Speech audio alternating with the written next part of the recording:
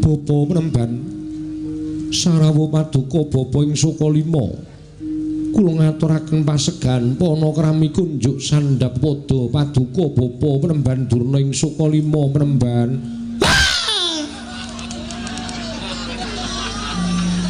Asta Kuswala Sila Bertapa Swalu Gimbal Sumorante awela jagat Dewa Bathara. Wong tuwa tak diadekke apa iki? Gawe kaget wae. Tan sampe nangane kawidadan, Nger.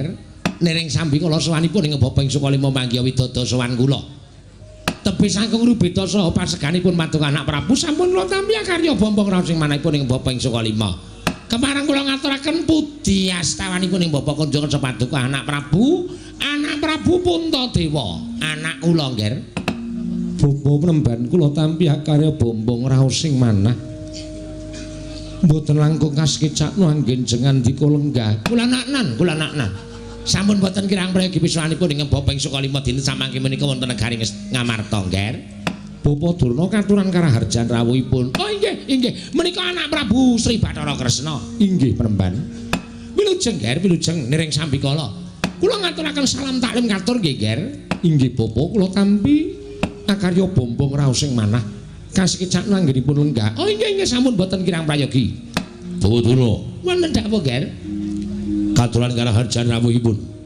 Anak Prabu Mandura tansah pinanganing kawidadan ing sambi kula sowanipun ing Bapak ing Sukalima. Kula ngaturaken karaharjan rawuhipun anak Prabu Mandura. Nggih, wilujeng nering sambi kala. Syukur. Dipun sekecaken anggenipun lenggah. Oh inggih sampun boten kirang prayogi, Nger. Sampun boten kirang prayogi. Durna bapakku. Badararja sapraptamu Durna bapakku.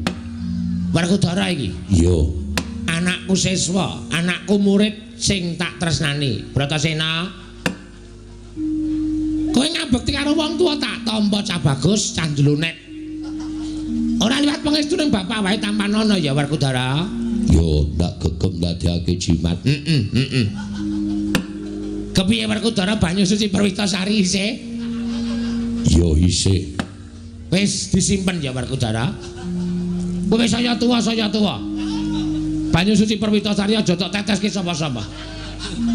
Dinggo dhewe wae Werkudara ya. Iya. Mengko nek nganti sapa-sapa tok tetesi tes. Kowe bakal tuwa remuk awakmu. Mergo kuwi banyu penguripan. Kowe nek nganti kelong banyumu uripmu bakal susah. Yo Durna bapakku. Piye Kayugong